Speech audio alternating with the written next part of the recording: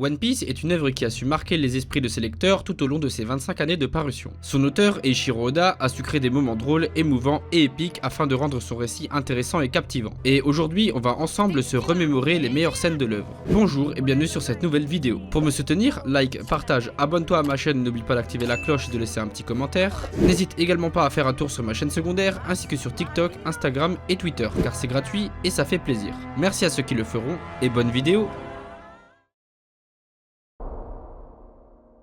許せ、男。お前を残してゆく父よ。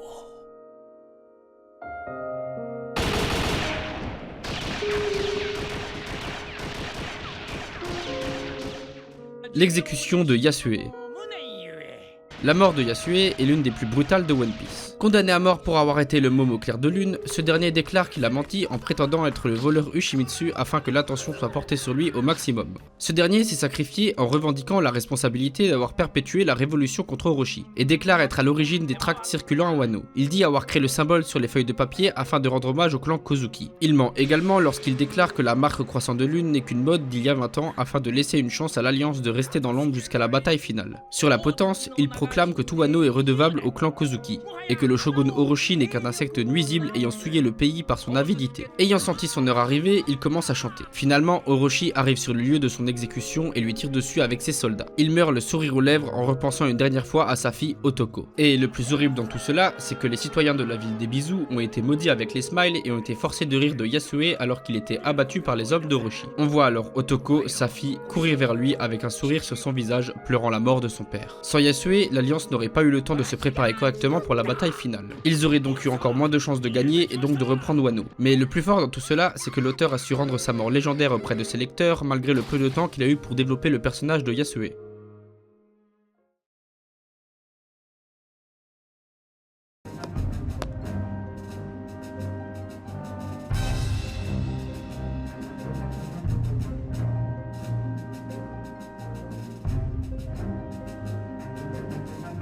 Luffy déclare la guerre au gouvernement mondial.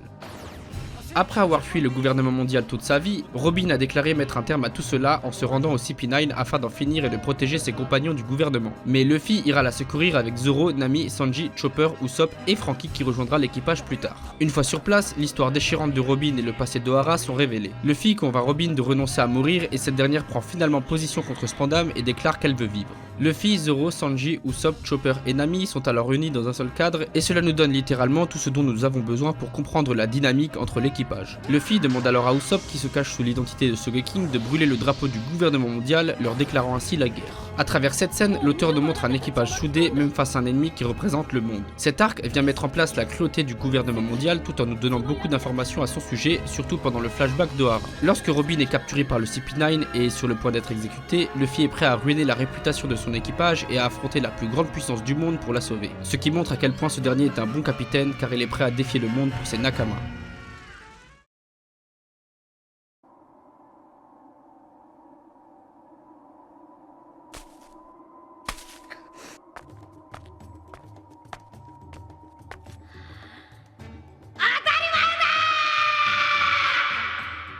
Luffy donne son chapeau à Nami.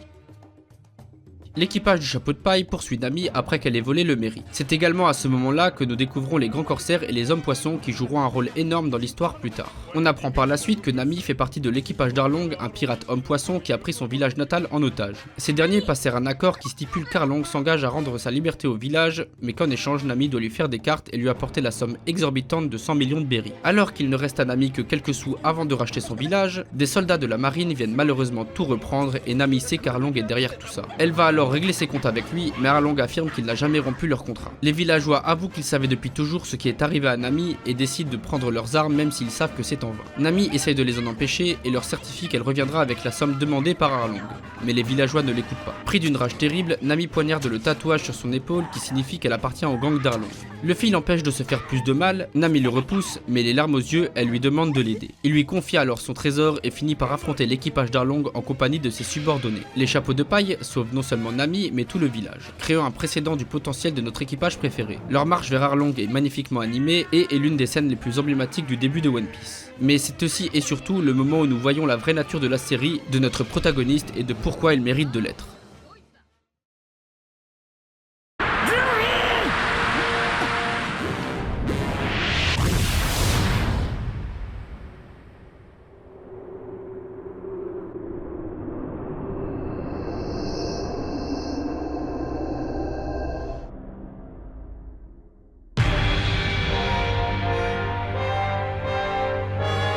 l'exécution d'Ace. La mort de Ace reste à ce jour une des morts qui a le plus marqué le manga de manière générale. Condamné à mort pour avoir été un pirate recherché et avoir été le second commandant de l'équipage de Barbe Blanche, l'exécution de ce dernier a été à l'origine de la plus grande guerre dessinée dans le manga, opposant le QG de la marine accompagné des 7 grands corsaires à l'équipage de Barbe Blanche. Sur l'échafaud, Sengoku annonce une nouvelle surprenante, car elle dit que Ace est le fils de Goldie Roger. À ce moment-là, une flotte de 43 navires firent leur apparition à l'horizon, et juste après, 4 navires de Barbe Blanche firent irruption dans la baie de Marineford pour délivrer Ace. Un peu plus tard, Luffy, accompagné des 241 prisonniers qui s'étaient évadés d'Impel Down avec lui, arrive par les airs dans la baie de Marineford, prenant ainsi part au combat aux côtés de Barbe Blanche. Après une bataille acharnée et plein de rebondissements, Ace fut enfin libéré de ses chaînes grâce à Luffy et Mr. Three. Ce dernier a alors pu prendre part au combat aux côtés de son frère pour par la suite s'enfuir avec les autres membres de l'équipage de Barbe Blanche sur ordre de ce dernier. Mais au même moment, l'amiral Akainu insulte Barbe Blanche, ce qui met Ace hors de lui. Il engage alors un combat face à l'amiral, mais ne fait pas le poids. Au même moment, Luffy tombe à bout de force. Akainu tente de lui envoyer un coup mortel, mais Ace se jette devant son frère et se fait transpercer à sa place. Il s'écroule dans les bras de son petit frère après lui avoir fait ses adieux en pleurant. Il finit par mourir en paix, le sourire aux lèvres. On voit beaucoup d'émotions à ce moment-là. Fraternité, amour, sacrifice, loyauté, peur, courage et tristesse. Le moment est encore plus douloureux car le public ne s'attendait pas à ce que Ace meure. Et la mort de Ace est un tournant pour Luffy. Ce dernier est devenu un homme après ce jour. Et elle lui a permis de comprendre qu'il devait devenir beaucoup plus fort pour pouvoir protéger ses proches. D'ailleurs, après cet événement, le rythme de l'histoire a également commencé à changer, car les choses ont commencé à devenir plus sérieuses.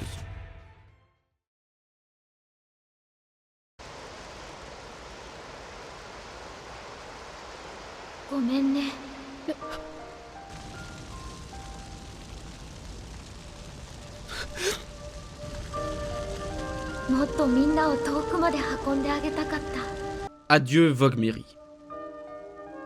Le Going Merry a été le premier navire des chapeaux de paille et a servi de moyen de transport principal d'East Blue jusqu'à Water 7.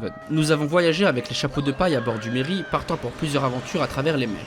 Nous avons aussi été amenés à soupçonner que le Merry n'était pas seulement un navire, mais une entité à part entière. Et ce, au moment où Usopp a vu une ombre le réparer sur Skypiea. Plus tard, on apprendra grâce à Franky qu'il s'agissait d'un Clouter Berman, un esprit de l'eau qui habite sur un navire et qui est essentiellement son incarnation. Un peu avant les adieux du Merry, au moment où les chapeaux de paille voulaient quitter Enies Lobby avec Robin, ils étaient encerclés par les marines. Usopp entendit alors soudainement la voix du Merry. Ce dernier leur a dit de sauter dans la mer, ce qui leur a permis de s'échapper juste à temps. Avant cette scène particulière, le Merry avait déjà atteint sa limite absolue, mais avait demandé à Icebark de le réparer afin qu'il puisse aller sauver son équipage. L'équipage réalise enfin que le Merry a atteint ses limites et décide de lui donner un enterrement de viking en l'incinérant en mer. Chaque membre de l'équipage revit ses plus beaux moments avec le Merry. À ces derniers instants, tout le monde a pu entendre sa voix dire qu'elle était désolée de ne pas pouvoir les emmener plus loin. À ce moment, Luffy s'effondre complètement et s'excuse à sa place. La mort du Merry signifie la fin d'une époque.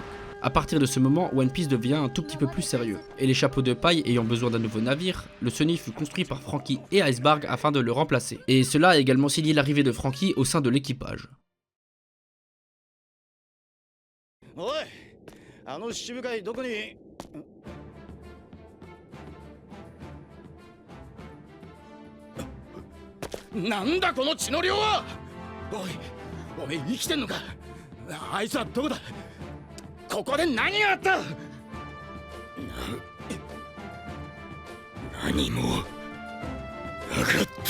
Le sacrifice de Zoro.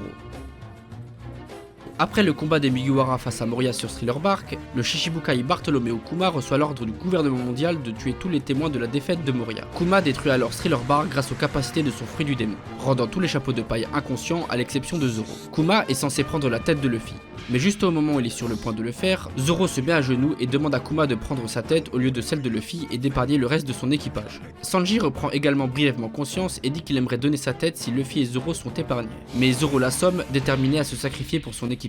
Kuma ne se contente pas de tuer Zoro et d'en finir avec ce dernier, mais il lui dit qu'il devra supporter toute la douleur et les blessures de son capitaine pour littéralement prendre sa place. Kuma extrait alors la souffrance de Luffy avec les capacités de son fruit du démon, et Zoro met volontiers ses mains dans l'énorme bulle de douleur. Personne ne s'attendait à ce que Zoro y survive, mais il le fait. Sanji le retrouve plus tard, mais avec du sang dégoulinant de tous ses pores. Quand il lui demande ce qui s'est passé, Zoro répond calmement en disant « Rien ne s'est passé ». Cette scène est globalement considérée comme l'un des meilleurs moments de l'histoire de One Piece et montre à quel point Luffy a des membres précieux au sein de son équipage comme Kuma le sous-entend à la fin de l'arc. Et après cela, le personnage de Zoro n'a plus été le même aux yeux des lecteurs, car son auteur nous a montré qu'il était prêt à sacrifier sa vie et son ambition au profit de celle de son capitaine.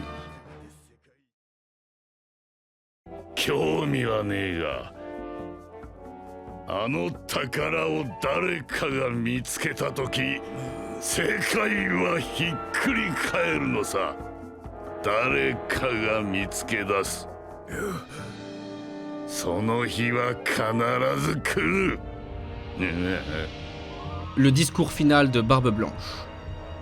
Lors de la bataille de Marineford, Barbe Blanche arriva sur les lieux après ses alliés. Mais chose inattendue, il arrive sous l'eau en plein milieu du port de Marineford. Il est alors accompagné de ses 4 commandants et de ses 4 navires principaux. Newgate monta au devant de son bateau, rigola et dit qu'il espère que son fils adoré va bien. Après une bataille intensive et moult rebondissements, il permit avec son équipage à Luffy de libérer son frère. Mais le destin ayant scellé l'avenir de son fils, Barbe Blanche le vengea dans un excès de colère lors de son combat contre Akainu, malgré ses multiples blessures accumulées durant cette guerre. Cela lui coûta d'ailleurs une blessure quasi mortelle. Après avoir envoyé le futur amiral en chef au fond de Marineford, Barbe Blanche fit face à Barbe Noire. Après un combat à sens unique et une défaite de Barbe Noire, son équipage surgit, achevant non sans mal l'empereur des mers. Après s'être remémoré sa dernière discussion avec Roger, il dédia ses dernières paroles à Teach en lui disant qu'il n'est pas l'homme que Roger attendait. Et après nous avoir appris que la volonté du dit se transmettait à travers les générations, il prit un dernier souffle et hurla que le One Piece existe. Qu'un jour une personne le trouvera et que cette personne se dressera devant le monde entier. Après avoir encaissé 267 coups de sabre, 152 balles, 46 boulets de canon et après avoir perdu la moitié de son visage, Barbe Blanche s'est éteint debout à l'âge de 72 ans. C'est la première fois qu'on assiste à la mort d'un Yonko. Barbe Blanche était l'un des plus grands pirates de tous les temps. L'homme le plus fort du monde et l'homme le plus proche du One Piece après Goldie Roger. Le personnage de Barbe Blanche montre au public à quoi ressemble un pirate honorable, car c'est ainsi que doivent être nos pirates préférés, indomptables et courageux. Mais meurt-il comme un vulgaire pirate ? Bien sûr que non, car jamais de sa carrière de pirate il n'a fui un combat, comme son dos sans cicatrice a pu en témoigner.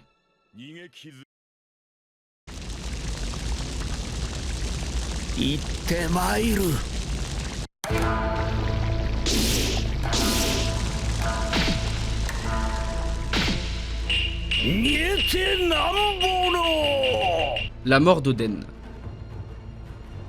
Après avoir perdu son combat contre Kaido de manière assez peu éthique, Oden et ses vassaux sont condamnés à mort par ébullition. Le jour de l'exécution, Oden a conclu un accord avec Kaido pour permettre à ceux qui ont survécu à l'exécution de se libérer. Kaido lui donne alors 1 heure pour survivre à l'ébouillantage. Oden est entré dans la marmite et avant que ses vassaux ne le rejoignent, il a soulevé une planche sur ses épaules et a ordonné à ces derniers de se tenir au-dessus de la planche. Après 1 heure, Oden, toujours dans la marmite, avait survécu à l'ébouillantage. Orochi changea d'avis quelques minutes avant la fin, pour finalement transformer la sentence en peloton d'exécution. Oden, déterminé, lança les 9 fourreaux rouges hors de la marmite avec pour dernier ordre de courir jusqu'au château. Quelques instants plus tard, Kaido expliqua à Oden qu'il avait tué Kurozumi Higurashi pour avoir interféré dans leur combat. Avant de mourir, celui-ci cria son dicton.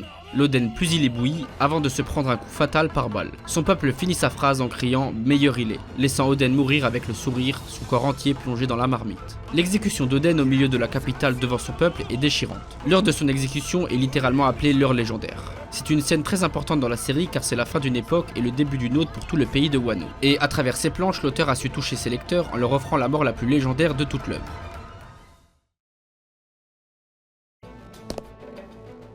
まだ暴れ足りない奴がいるのなら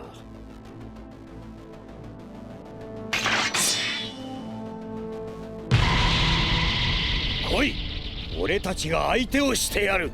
Shanks arrête la guerre de Marineford. Après une grosse bataille, la mort d'Ace au Point Ardent et de l'empereur Barbe Blanche, la marine continue d'attaquer des pirates qui n'ont même plus la volonté de se battre. Koby tente alors de raisonner tout le monde pour stopper ce massacre inutile vu qu'il n'y a plus d'enjeu. Cela n'est pas au goût d'Akainu, mais au moment où il frappe Koby, Shanks le roux apparaît et le sauve in extremis. Shanks, qui a fait le voyage depuis le Nouveau Monde où il a fait barrage à l'empereur Kaido, désire lui aussi mettre fin à cette guerre. Pour cela, il menace Stitch et tous les enragés de faire entrer son équipage dans la bataille. Cela réussit et tout le monde retrouve la raison.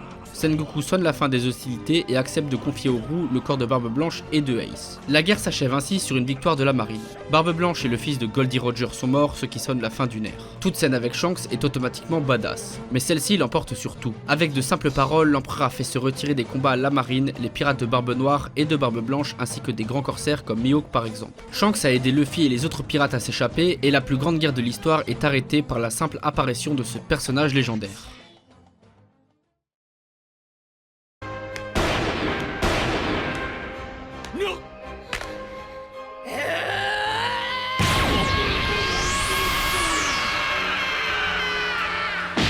Luffy frappe un dragon céleste. En voyant son ami Kaimi en train d'être vendu aux enchères, Luffy se précipite vers elle, mais est stoppé dans son élan par Octo, qui l'empêche d'aller plus loin en l'entravant avec ses multiples bras. Il révèle alors par la même occasion son identité d'homme-poisson, ce qui lui vaut le mépris immédiat des membres de la vente. Soudain, un coup de feu retentit, mettant fin au vacarme. Saint Charlos tira et toucha Octo dans le dos. Sous les regards horrifiés des membres de l'équipage du chapeau de paille, Papag ainsi que Kaimi, Saint Charlot commence alors à danser de joie, ayant fait mouche avec son arme. Pendant que Luffy s'avance vers lui, silencieux, Octo essaye de l'arrêter, rappelant à Luffy la promesse qu'il a faite, et affirme que de toute façon, il mérite son châtiment car il est un pirate. Il s'excuse ensuite envers Nami pour les atrocités qui ont été commises quand il était sous les ordres d'Arlong au village natal de Nami. Saint Charlos, agacé par les paroles d'Octo, commence à se mettre en joue et se prépare à lui tirer dessus une seconde fois. Mais c'en est trop pour Luffy, qui l'empêche de tirer d'un seul regard. Le pirate s'approche lentement du noble mondial. Devant le regard assassin de Luffy et son avancée, Saint Charlos indique à Luffy qu'il ne peut pas le toucher sans s'exposer à de terribles répercussions. Mais il n'a pas de temps de finir sa phrase que Luffy lui donne un coup de poing en plein visage, éclatant son casque bulle et le faisant voler plusieurs mètres en arrière. C'est probablement l'un des moments les plus satisfaisants de One Piece. Contrairement aux autres moments de la liste, celui-ci est différent en ce sens qu'il est alimenté par de la pure colère. Ce n'est pas sentimental, ce n'est pas Luffy qui sauve Nami ou qui pleure parce que son frère est mort. C'est Luffy qui reconnaît la racaille qu'est Charlos et le gifle pour cela. Charlos représente tout ce qui ne va pas dans One Piece. La corruption des gens au pouvoir et l'injustice à laquelle l'homme ordinaire doit faire face. Cette scène est tellement épanouissante parce que c'est la première fois qu'on voit quelqu'un se dresser face au pouvoir politique, sans tenir compte du fait qu'il pourrait être tué à cause de cela. La terreur et la tyrannie du gouvernement mondial sont la chose qui définit réellement la piraterie dans le monde de One Piece. Et nous voyons comment Luffy veut apporter un changement positif dans le système avec son ambition d'être le roi des pirates. One Piece est tout simplement l'un des meilleurs mangas de tous les temps. Il y a des personnages attachants, des combats extraordinaires et des scènes émouvantes. Et c'est ce qu'on a pu apercevoir dans cette vidéo. C'est une histoire qui paraît basique au premier abord mais qui cache énormément d'éléments et de mystères. Si la vidéo t'a plu, like, partage, abonne-toi à ma chaîne et n'oublie pas d'activer la cloche et de laisser un petit commentaire. N'hésite également pas à faire un tour sur ma chaîne secondaire ainsi que sur TikTok, Instagram et Twitter car c'est gratuit et ça fait plaisir. Merci à ceux qui le feront et salut!